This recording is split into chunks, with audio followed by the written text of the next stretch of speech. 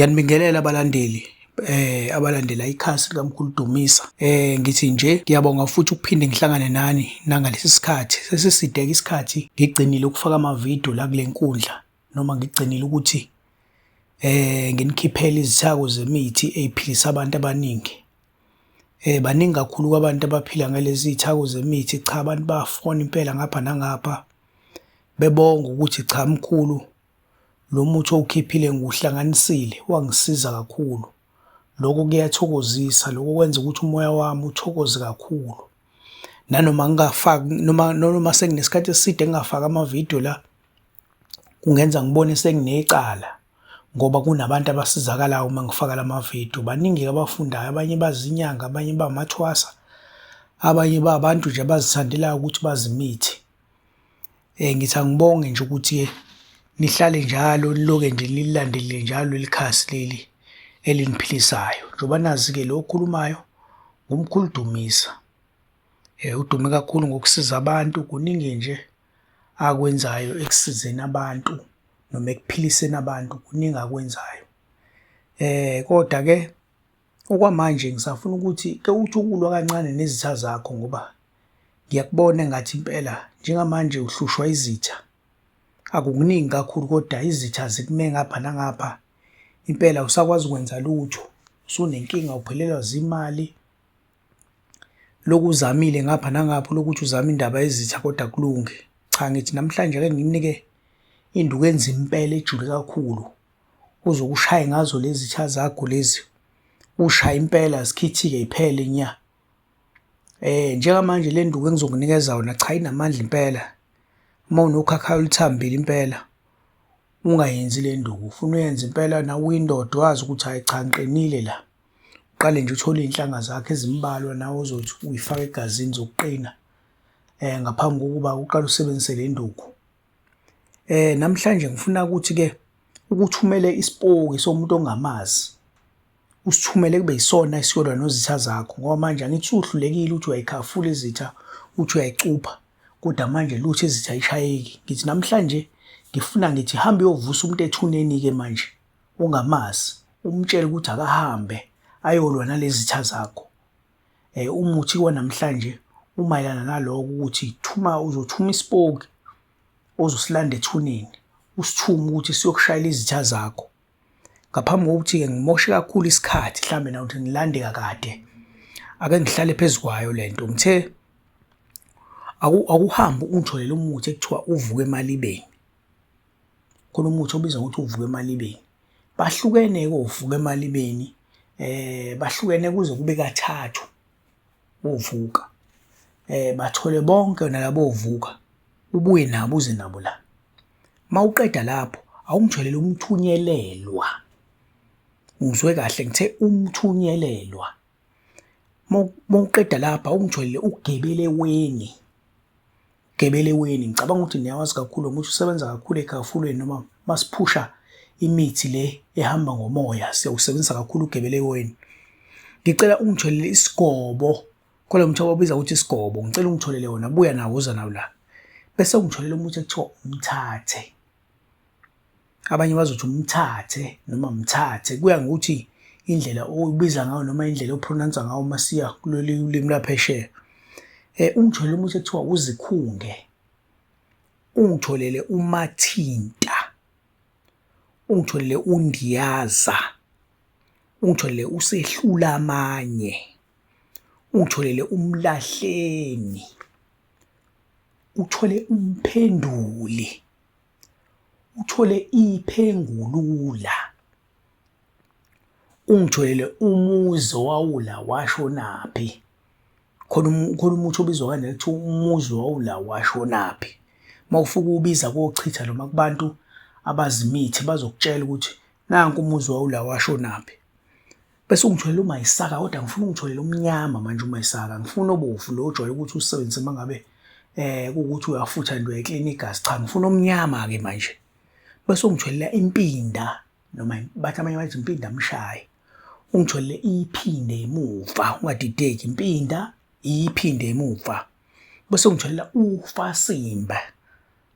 Abanye bathi ufasimbe, abanye bathi ufasimba. bese ungitholele isibhaha, abanye bathi isibhaha, ungitholele uzifele, ungitholele usimayedwa, abanye bathi usimayedwana.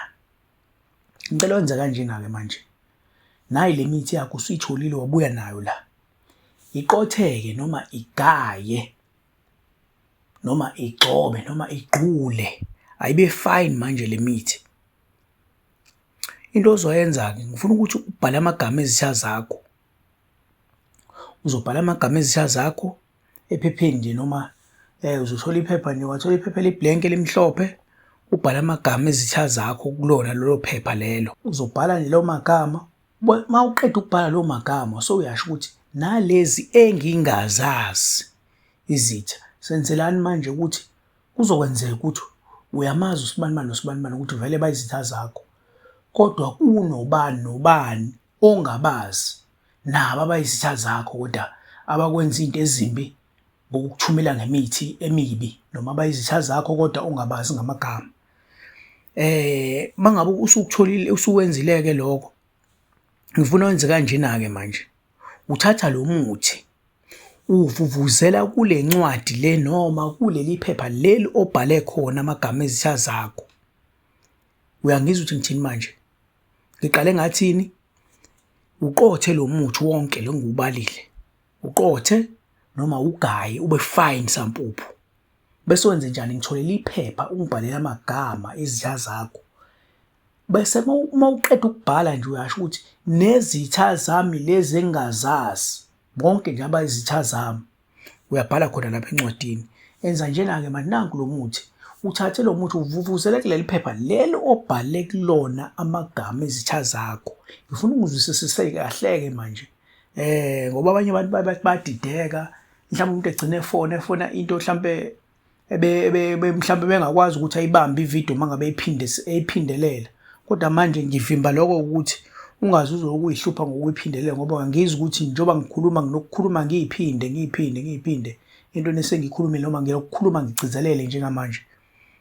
Lalela, ngingakudidi. Uqothile lo muthi waba fine, wabhala iphepha, wabhala amagama ezitha zakho, usuthatha lo muthi uvuvuzela kuleli phepha leli obhale kulona amagama ezitha zakho. Mawuqeda thatha leli phepha-ke leli, ngifuna uligoqe ngendwangu emnyama suce noma black ngampela, uligoqe ngaloyo ndwangu emnyama. Bese masuligoqile ngendwangu emnyama usulihloma-ke ngezinaliti. Ngifuna ulihlome ngey'naliti eziwu-3 noma ezi3, ulihlome bese usuyahamba-ke manje, usuya ethuneni noma uya emathuneni. Ufuna uthole ithuna lomuntu wesilisa noma lendoda ongayazi nje, cha engahlobene nawo, ungathathi umuntu wakini noma umuntu oyisihlobo sakho, cha, uyahamba nje ungaya emathuneni lawa ku-public, noma nje amathuna nje lawa angcwaba nombani.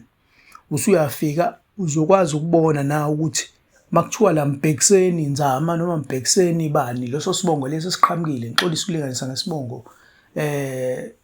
ngesibongo thizeni, but uzobona nawe. Ngeke uthathe uGladys kodwa ufuna ithuna lendoda, cha, uzobona uSibongiseni noma bani, uzobona umuntu wesilisa lapho.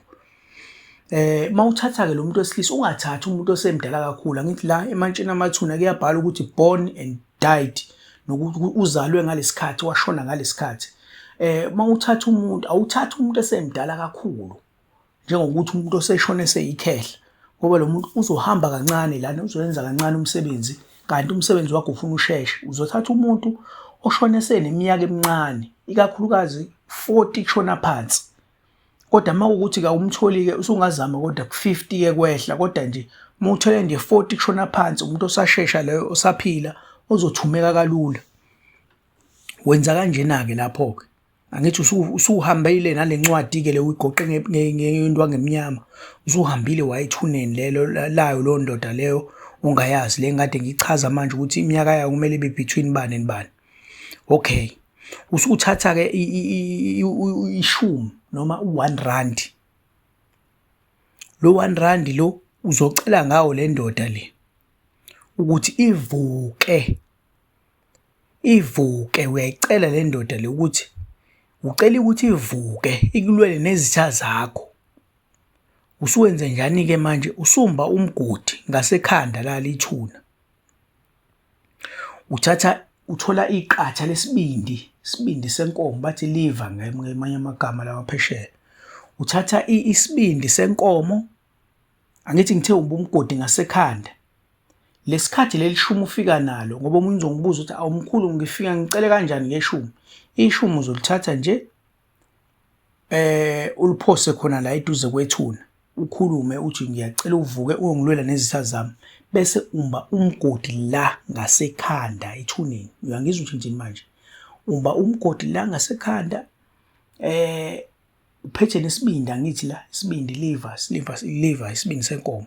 Usithatha usifaka kulo mgodi ombili. Awuzoze ukuba umgodi oshonayo ukuthi uze uthinta ithambo lomuntu oshonile noma lo muntu ongcwatshiwe lapho noma ibhokisi noma intoni, cha. Umba nje umgodi olingene, into encane nje, umgodi omncane nje uzokwazi ukungena isandla khona. Usufaka lesibindi phakathi, noma leli qatha lesibindi phakathi.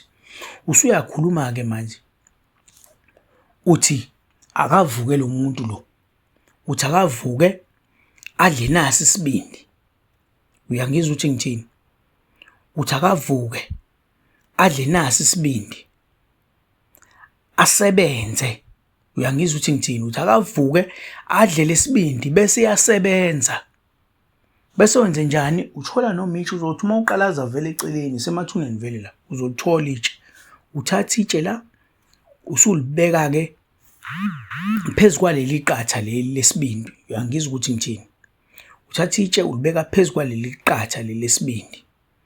Lo muthi lo ogoqwe ngendangu uzokwenza njena-ke, uzowucindezela nawo. Ucindezela nini-ke? Ucindezela kanye nalesi sibindi lesi, lo mgodi lo ofake kuwona isibindi. Angiphinde mhlambe khona ozodideka la. Lo mgodi lo ofake kuwona isibindi lesi othe akavuka asidle bese yokusebenzela abulala izitha zakho zonke. Uwona futhi ozofaka kuwona-ke lo muthi lo ugoqe ngendwangu emnyama. Uyangizwa ukuthi ngithini? Uphinde ucindezele nawo khona la kulo mgodi. Angithi uyangizwa? Ufaka isibindi la, uyakhuluma uthi akavuka adle bese ufaka lo muthi uthi ayokubulalela izitha zakho. Usho uthi nanka amagama lezitha zami lezi ekuyizona engifuna uhambe ukuthi uyoyibulala. Ucindezele ngetshe lapho. Mase ucindezelile lapho ngendwangu ngetshe, usuzogqiba-ke uhambe-ke ungabheki emuva. Uzogqiba nje, angithi vele kunenhlabathi okade uyimba la, uyayithatha uyayibuyisela lapho. Ucindezele ngetshe, angithi la usuyaphosa nje inhlabathi futhi khona la emgodini phakathi. Usuyahamba-ke ungabheki emuva. Uyangizwa ukuthi ngithini manje? Ngifuna ukuthi uma ufike ekhaya, uma usufika-ke ekhaya manje, thola isiqunga, uthole ifembo.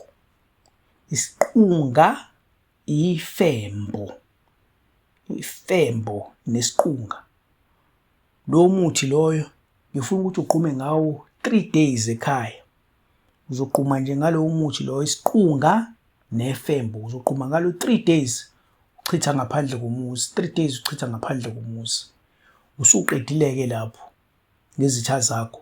Le ndoda le oyithumile waze wafika wayiphakela nesibindi yadla, ngoba umuntu olele ethuneni noma umuntu olele oseshonile uyasithanda isibindi, ukudla isibindi. Wena uma ufika umphakela lesibindi, angithi ufika umcele ngemali ukwazi ukukhuluma naye, bese uyamtshela-ke manje ukuthi vuka idla lesibindi bese uyahamba uyongishayela zonke izitha zami.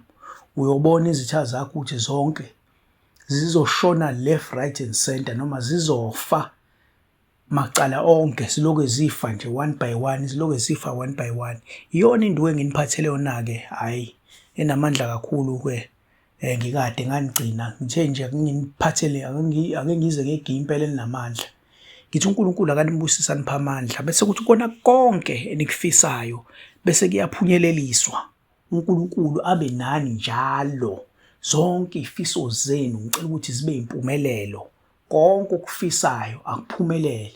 Ngizamileke ukuthi ngichaze kabanzi noma ngichaze kakhudlwana manje, noma ividiyo izoba yinde, kodwa wena usukuzazi ukuthi yini ofuna ukizwa evidiyweni kaMkhulu Dumisa. angeke uze uxakeke ukuthi ividiyo inde kakhulu, ayi ngeke ngikwazi ukulalela ngoba inde kakhulu.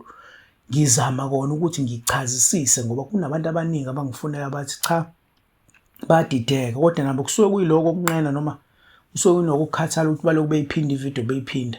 Ngizamile ukuthi ngichaze ngiphinde ngihambe phezu kwamagama esengike ngawasho kwenzela ukuthi nawe ungazwanga uzwisise kahle. uNkulunkulu akubusise akuphe amandla.